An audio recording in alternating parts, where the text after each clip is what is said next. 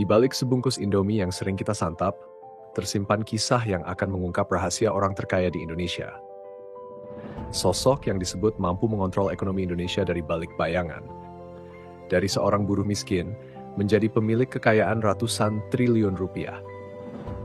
Dan kita akan membukanya dari satu nama, yaitu Anthony Salim, bos Indomie. Seorang taipan dari kelompok yang dijuluki Sembilan Naga. Kita mundur ke tahun gelap saat Indonesia dihantam krisis besar tahun 98. Saat itu Indonesia dibantu oleh dana talangan dari IMF senilai 43 miliar dolar. Namun mereka memberi syarat Indonesia harus mengakhiri kronisme. Dan itu berarti serangan langsung kepada konglomerat-konglomerat seperti Anthony Salim hingga nasibnya berada di ujung tanduk. Di tengah badai itu, Anthony duduk berhadapan dengan para elit global raksasa keuangan dunia, Lehman Brothers, JP Morgan. Menurut Wall Street Journal, Anthony berkata, "Jika kalian ingin membunuh kami, silakan. Tetapi kalian akan kehilangan 100.000 pekerjaan." Kata-kata itu mengubah segalanya. IMF memutuskan grup Salim tidak bisa dianggap enteng dan tidak boleh tumbang. Lalu yang paling tak terduga tentang skandal pagar laut. Proyek kawasan Pantai Indah Kapuk II, proyek senilai 65 triliun rupiah ini heboh pada bulan Februari tahun 2025. Menurut seorang ahli hukum sekaligus advokat yang tulisannya diterbitkan oleh jurnal Jakarta1.com, ia mengungkapkan, skandal ini jelas melanggar hukum, penuh tanda tanya, namun tetap berdiri tegak. Alasannya sederhana, karena Anthony Salim pasang badan. Tapi, siapa sebenarnya pria ini? Anthony Salim adalah pemimpin grup Salim generasi kedua, sebuah konglomerasi atau kerajaan bisnis yang sudah ada dan berjaya di masa Orde Baru Presiden Soeharto, namun harus tumbang saat krisis 98 dan mampu bangkit kembali dengan lebih kuat. Hingga Anthony pernah dijuluki eksekutif bermesin Ferrari oleh jurnalis pada tahun 2005 karena kebangkitan yang sangat cepat. Semua merek dengan label Indo nyaris miliknya. Dari Indomie yang masuk dalam daftar 10 merek paling digemari di dunia, menjangkau lebih dari 100 negara, hingga Indomaret yang kini punya lebih dari 23.000 gerai. Kekayaan Anthony Salim sendiri saat ini, menurut Bloomberg Index, sekitar 223 triliun rupiah, peringkat 6 terkaya Indonesia. Tapi banyak pihak yang percaya, kekayaannya lebih fantastis daripada itu. Bahkan ada yang menyebut jumlahnya bisa lebih dari 2.000 triliun rupiah. Karena banyak bisnisnya yang tidak diketahui dan tak tercatat dalam daftar kekayaan. Ia pintar bermain di balik bayangan, menggunakan perusahaan cangkang atau bermain dengan nama perusahaan lain. Kelompok Salim punya cengkeraman di hampir semua sektor. Pangan, teknologi data center, tambang, properti, otomotif, energi, hingga ke bidang keuangan seperti bank dan infrastruktur nasional. Kelompok ini bermain di ekosistem bisnis, mengendalikan industri dari hulu ke hilir dengan produk yang menguasai kehidupan kita sehari-hari. Maka pantas jika ia disebut rajanya Sembilan Naga. Lalu pertanyaannya, bagaimana Anthony dan keluarga Salim bisa membangun gurita bisnisnya hingga seperti sekarang ini? Yang ternyata bermula dari jadi pekerja buruh pabrik tahu dan kerupuk.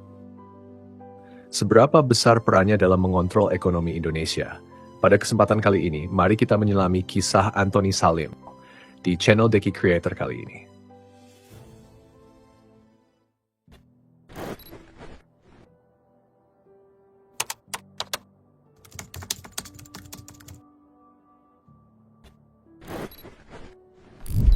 Kisah Salim dimulai dari sosok perintis bernama Lim So Leong, yang lebih dikenal sebagai Soedono Salim, yang tak lain adalah ayah dari Anthony Salim. Dalam buku berjudul The Business Pillar of Suharto's Indonesia, diceritakan bahwa Lim So Leong sejatinya adalah seorang imigran asal Fukieng, Tiongkok. Ia berasal dari keluarga petani sederhana yang terpaksa meninggalkan tanah kelahirannya karena kekacauan perang saat Jepang menginvasi Tiongkok. Pada tahun 1939, ia hijrah ke Indonesia dengan menumpang kapal dagang Belanda menyeberangi lautan selama 1 bulan penuh hingga akhirnya berlabuh di Kudus, Jawa Tengah, menyusul kakaknya yang sudah lebih dulu tinggal di sana. Pria kelahiran 16 Juli 1916 ini benar-benar memulai hidupnya dari nol. Ketika baru tiba di kota kecil itu, Lim yang masih remaja mulai berjualan pakaian dengan keranjang pikulan yang ia bawa di pundaknya, menjajakan kacang goreng, sampai bekerja sebagai buruh di pabrik tahu dan kerupuk. Lim yang tinggal di Kudus melihat bahwa daerah ini adalah sentra cengkeh. Ia pun terjun ke bisnis tersebut. Usaha ini berkembang cukup pesat, dan dari sinilah ia menikah dengan Lilani, seorang wanita dari keluarga saudagar di Kudus. Perkawinan ini membuat bisnisnya makin maju, relasi pun semakin luas. Lingkungan Kudus yang aman ditambah etos kerja khas Tionghoa yang gigih membuat bisnisnya terus berkembang. Terlebih lagi, Lim berasal dari klan Hokchia yang terkenal memiliki insting bisnis tajam dan pintar membangun relasi. Sekadar informasi, klan Hokchia sendiri menurut Michael Beckman dalam bukunya Asian Eclipse adalah orang-orang Tionghoa yang berasal dari daerah Fuzhou. Mereka memang kelompok kecil di antara perantau Tionghoa, namun justru menjadi yang paling sukses di dunia. Di Indonesia sendiri, dari klan Hokchia ini lahir sejumlah nama besar seperti mendiang A. Wieguan, pendiri pabrik rokok jarum, Surya Wonowijojo, pendiri gudang garam, The Ning King, pemilik Argo Manunggal Group, hingga Juhar Sutanto. Keunggulan Lim dalam bisnis juga banyak ditopang oleh solidaritas kuat dari klan Hokchia. Namun, ketika Perang Kemerdekaan pecah pada tahun 45, bisnis cengkehnya sempat gulung tikar. Semua pedagang Tionghoa mengalami kebangkrutan dan usaha mereka diambil alih oleh para pribumi. Namun ternyata keadaan perang justru membuka jalan baru bagi Lim. Kondisi saat itu sebenarnya sangat berat. Tapi Lim So Leong, entah bagaimana awalnya, justru mampu memasok bahan pokok, obat-obatan, bahkan menyelundupkan senjata untuk tentara Indonesia. Dengan kenekatannya itu, berbisnis sambil mendatangi medan konflik, ia justru mendapatkan relasi besar. Ia berkenalan dengan seorang perwira logistik bernama Sulardi, yang ternyata sepupu Soeharto. Melalui Sulardi, Lim akhirnya dikenalkan kepada Soeharto, yang saat itu masih berpangkat letnan kolonel. Lim menjaga relasi ini dengan sangat baik, hingga Soeharto naik menjadi seorang jenderal dan kelak menjadi presiden. Dari sinilah Soedono Salim dipercaya menjadi orang dekat sekaligus mitra bisnis Soeharto. Terlebih ketika Soeharto sudah menjadi presiden, keduanya memiliki banyak kesamaan. Seperti sama-sama percaya pada hal mistis, memiliki sifat ramah namun bermental kuat dan berani. Dan yang paling penting, keduanya punya satu kesamaan besar, sama-sama menyukai uang. Mereka menjadi mitra yang sangat dekat dengan kerjasama luar biasa. Dari kemitraan ini lahirlah sejumlah bisnis legendaris yang masih berdiri hingga sekarang dan berhasil membentuk sebuah kerajaan bisnis bernama Salim Group.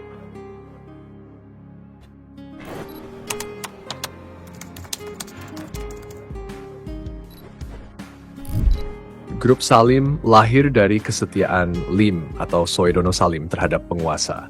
Saat pertama menjabat sebagai presiden, Soeharto mengajak Lim bermitra bisnis, sekaligus mengajaknya membangun ekonomi negara, bukan sekadar cari untung semata. Ya, tentu Lim menerima ajakan ini dengan senang hati. Lalu, Lim juga memberi saran mengenai apa saja yang dibutuhkan masyarakat saat itu. Lim memberi saran akan 4 kebutuhan dasar rakyat kepada Soeharto, yaitu sandang, pangan, papan, dan transportasi. Soeharto menerima saran dari Lim, kemudian Soeharto menugaskan Lim menjalankan 3 dari 4 hal tersebut.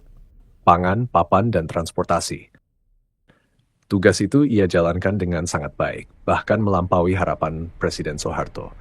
Dengan dukungan keluarga dan para sepupunya, Lim berhasil mendirikan sejumlah perusahaan besar seperti PT Bogasari di bidang pangan, PT Indosemen di bidang perumahan pada tahun 1975, dan Indomobil di sektor otomotif. Bahkan, Lim juga berhasil membangun pilar lain di sektor perbankan dengan mendirikan Bank BCA pada tahun 1956. 4 bidang ini juga yang menjadi pilar dasar ekonomi Indonesia di masa Orde Baru. Sehingga Lim pun menjadi anak emas Soeharto. Hubungan mereka tak lagi sekadar mitra bisnis, tetapi berkembang menjadi persahabatan yang sangat dekat. Kedekatan itu bahkan terkenal dan diabadikan dalam sebuah buku. Nama Soedono bahkan diberikan langsung oleh Soeharto. Dalam bahasa Jawa, Su berarti baik dan Dono berarti uang. Maka Soedono bermakna uang yang baik. Sementara Salim adalah bentuk modifikasi dari Lim. Lim kemudian dijuluki sebagai Cukong. Istilah populer saat itu untuk pengusaha Tionghoa yang dekat dengan pemerintah. Mereka mendapat perlindungan sekaligus hak istimewa seperti diizinkannya untuk memonopoli bisnis, misalnya di sektor tepung. Tak terduga, hubungan Lim dengan penguasa berdampak luar biasa hingga melahirkan sebuah patronas yang sangat kuat dan simbiosis mematikan. Menciptakan sistem oligarki yang menjadi seni dalam pemerintahan Orde Baru hingga melahirkan kekuatan ekonomi besar bagi Indonesia. Tentu, semua perlakuan kepada kroni-kroninya ada imbalan. Namun Lim tak pernah mengeluh. Dengan senang hati, ia memberikan keuntungan kepada keluarga cendana, seperti 30% saham Bank BCA yang tercatat atas nama anak-anak Soeharto. Sementara itu, Lim dengan dukungan politik serta keistimewaan yang diberikan negara, ia terus merambah ke begitu banyak sektor strategis perekonomian Indonesia. Pada titik inilah, ia akhirnya mendirikan sebuah kerajaan bisnis bernama Grup Salim pada tahun 1972. Grup ini menjadi payung dari seluruh bisnis keluarga Salim. Di dalamnya ada keluarga Salim, para kolega kepercayaan, dan terutama anak bungsunya, Anthony Salim, sosok yang kelak memoles Grup Salim hingga jauh lebih perkasa setelah ia pulang dari luar negeri pada masa tahun 70-an.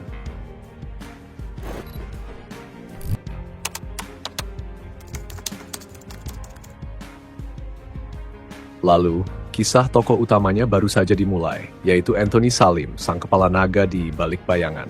Pada tahun 1970, sepulang menamatkan pendidikan dari Inggris, Anthony yang baru berusia 21 tahunan sudah mulai dimasukkan ke dalam bisnis keluarga oleh ayahnya, bersamaan dengan 2 tahun awal Soeharto menjabat sebagai presiden. Anthony bukan sekadar anak magang yang ikut dalam bisnis keluarga, namun ia mengamati dan mempelajari kondisi bisnis Salim. Ia membawa pemikiran baru dan membuat gebrakan yang mengagetkan semua orang. Anthony, yang lahir pada tahun 1949 dengan nama Tionghoa Lim Hong Sien oleh ayahnya Soedono Salim, menyebut Anthony jauh lebih bijak dari usianya. Namun ada perbedaan cara dan strategi antara anak dan ayah itu. Lim tumbuh dengan prinsip network-based strategies, mengandalkan koneksi politik dan patronas kekuasaan. Sebaliknya, Anthony membawa prinsip market-based strategies. Ia lebih percaya pada profesionalisme, perekrutan tenaga ahli, dan efisiensi pasar. Anthony mengamati bahwa praktik patronase itu sebenarnya cukup licik, banyak merugikan kelompok Salim. Meski tak dapat dipungkiri, kesuksesan bisnis saat itu dibantu oleh perlindungan penguasa. Namun menurutnya, ketergantungan pada penguasa adalah kelemahan jangka panjang. Dari pemikiran visionernya, sejak akhir tahun 1970-an itu, Anthony mulai meyakinkan ayahnya untuk membangun bisnis di luar negeri. Namun Soedono Salim saat itu masih berpikir bahwa peluang di Indonesia tak ada habisnya. Anthony sendiri di awal mengurus bisnisnya juga tak luput dari beberapa kesalahan, seperti saat mengimpor bahan semen dari Korea Utara yang membuat perusahaan PT Indocement merugi. Namun selanjutnya Anthony terus menunjukkan pengaruh dan kemampuan bisnis yang fantastis. Salah satu bukti kejeniusan Anthony adalah kemampuannya menguasai bisnis mie instan di Indonesia, seperti merek terkenal Indomie dan Super Mie yang memiliki cerita penuh drama dan sempat mengguncang Indonesia pada tahun 80-an. Jadi, pada awalnya Grup Salim bukan siapa-siapa di bisnis mie instan.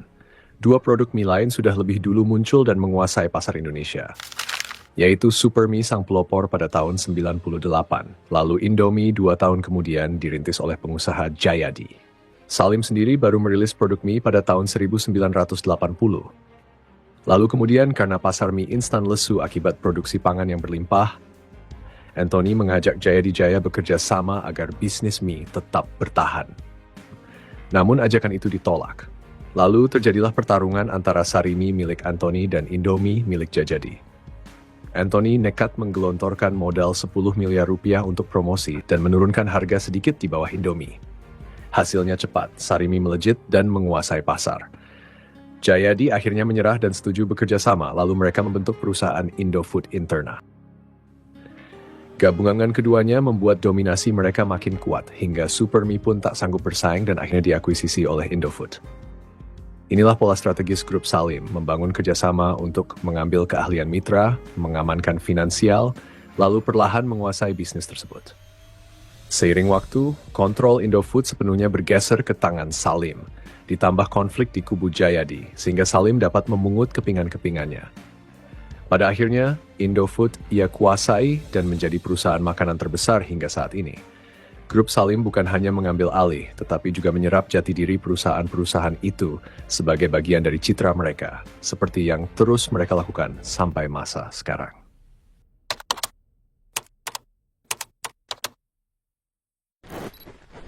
Kemudian, Anthony melakukan langkah yang cukup gila dan menjadi kontroversi besar di keluarga Salim. Ia rela mengorbankan semua keluarga Salim demi berada di puncak. Anthony mengamati bahwa grup Salim memiliki kelemahan besar karena perusahaan-perusahaan grup Salim diisi sebagian besar oleh keluarga. Anthony tidak segan-segan menyingkirkan keluarga dari posisi penting yang dirasa menghalangi kemajuan bisnis Salim Group, lalu menggantinya dengan para ahli di bidangnya. Pada tahun 1975, di usia 25 tahun saja, Anthony meyakinkan ayahnya untuk mencopot pamannya, Lim Sioe Kong, dari kursi direktur BCA. Anthony menilai sang paman terlalu konservatif atau terlalu berhati-hati, dan itu menghambat pertumbuhan. Ia mengusulkan mengganti dengan Mokhtar Riyadi, seorang bankir ternama di Indonesia. Hasilnya benar-benar luar biasa. BCA yang awalnya hanyalah bank kecil dengan hanya 27 karyawan dan aset sekitar 400 juta rupiah, tumbuh pesat menjadi bank terbesar di Indonesia dalam waktu singkat, dengan aset yang melonjak hingga lebih dari 40 triliun rupiah pada tahun 80-an. Lalu saat Soedono menyerahkan setengah kendali kepada Anthony, ia benar-benar meminggirkan sebagian besar keluarganya dari posisi penting. Albert Salim, Andre Salim, dan Mira Salim diarahkan hanya ke bisnis kecil dan perusahaan yayasan sosial. Bagi Anthony, bisnis keluarga harus dikelola layaknya korporasi modern yang profesional, bukan dibagi rata seperti warisan. Meski memicu konflik keluarga hingga beberapa anggota Lim memilih hengkang dari kongsi bisnis Salim Group, Anthony tak peduli. Baginya, profesionalitas adalah harga mati untuk bertahan di puncak. Pada awal tahun 1990-an, ia mulai menyimpan sebagian aset di berbagai negara, mulai melakukan investasi di Singapura, Filipina, serta Hong Kong lewat ujung tombak First Pacific. Anthony juga meluncurkan perusahaannya ke bursa saham seperti Indofood dan Indocement, serta membangun banyak bisnis baru di berbagai sektor, mulai dari media seperti Indosiar hingga perkebunan minyak sawit. Hingga saat itu pada tahun 1995,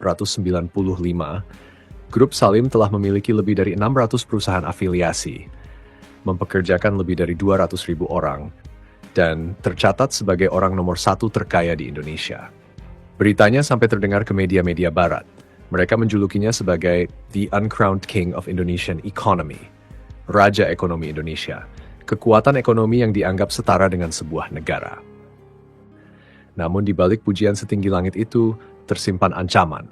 Kecemburuan dan tekanan asing mulai muncul dari hegemoni besar Grup Salim dan pesatnya kemajuan Indonesia di era Orde Baru.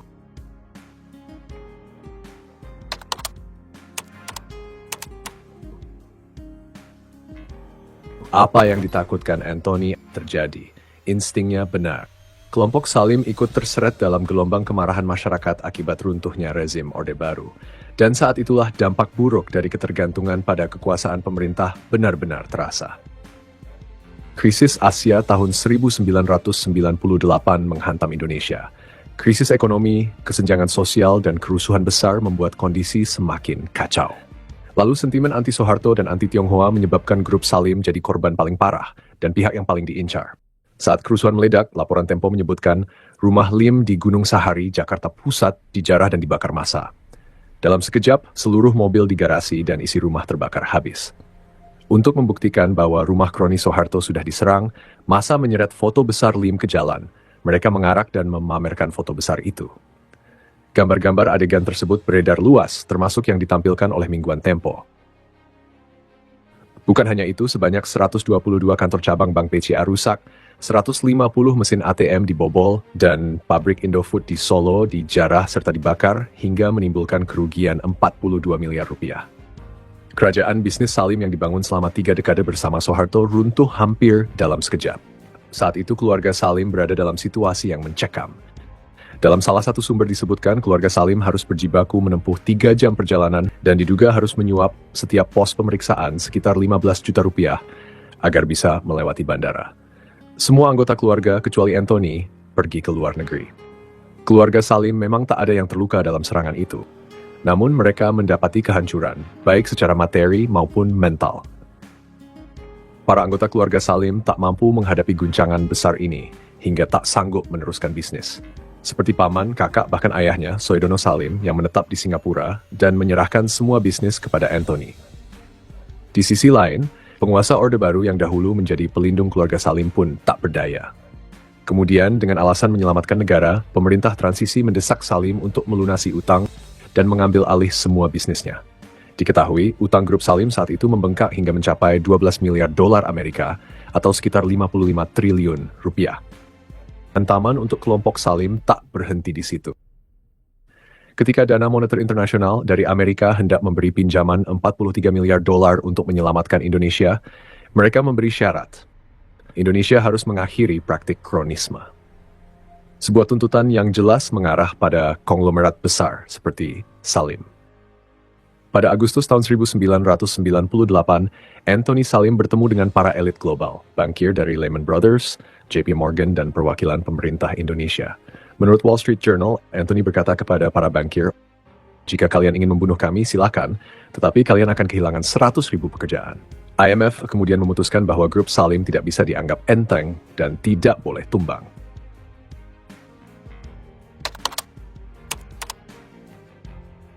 Kebangkitan Anthony bermula saat ia memilih berdamai dengan pemerintah. Ia menyerahkan 107 perusahaan, termasuk BCA dan Indocement, kepada negara.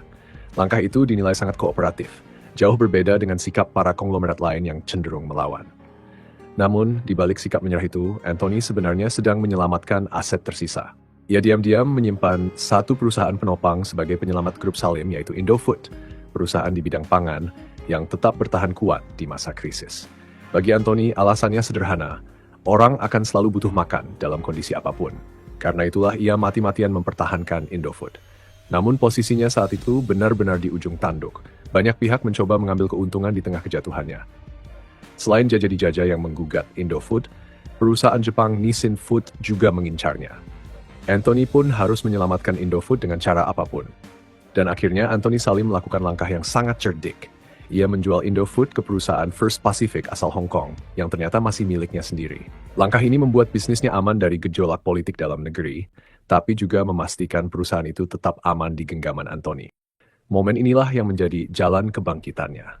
Saat semua orang mengira kerajaan bisnis Salim telah habis, Anthony diam-diam justru tengah menyusun proyek-proyek strategis di Filipina, bersama rekannya saat membangun First Pacific dulu, Manuel Pangilinan. Dengan First Pacific sebagai ujung tombaknya, ia berhasil membangun berbagai bisnis besar, mulai dari telekomunikasi, sektor kelistrikan, pengelolaan air, hingga jalan tol dan pertambangan, seperti Philex Mining. Dari langkahnya ini, bahkan Anthony Salim nyaris menguasai bisnis di kawasan Filipina. Di dalam negeri, ia pun berhasil merebut kembali perusahaan-perusahaan lamanya yang sempat terlepas dari genggaman, seperti Indomobil dan Indocement. Dan tak sampai 5 tahun, Salim Group kembali bangkit dengan sangat fantastis. Anthony Salim pun dinobatkan sebagai salah satu dari 10 tokoh bisnis paling berpengaruh tahun 2005. Atas kiprah luar biasanya ini pula, ia dijuluki oleh banyak jurnalis Indonesia sebagai eksekutif bermesin Ferrari. Julukan itu muncul karena betapa cepatnya ia bangkit dari keterpurukan yang hampir menghancurkan segalanya. Dari kehancuran, dia belajar bagaimana dunia ini benar-benar bekerja tentang kekuasaan, sistem politik, dan bisnis yang saling menjatuhkan, dari level negara sampai ke elit global. Dia tahu kepopuleran bisa jadi jebakan dan perlindungan negara bukanlah jaminan keselamatan. Kini dia memilih berjalan di balik bayangan. Tak terlihat, tapi menggerakkan segalanya. Dia nggak mencari gelar, nggak butuh sorotan. Yang dia bangun adalah kekuatan yang tak tersentuh, dan kepada anak-anaknya ia mewariskan semua itu. Prinsipnya cukup sederhana, carilah kuda yang cepat dan biarkan dia berlari. Sekarang, kita bisa melihatnya sendiri. Ketika ia bergerak, ketika bisnisnya terusik, jantung kekuasaan pun ikut bergetar dan masyarakat merasakan dampaknya. Dia bukan sekadar pebisnis, dia kini jadi metronom tak terlihat di atas semua konglomerat di Indonesia. Dan dialah sang kepala naga.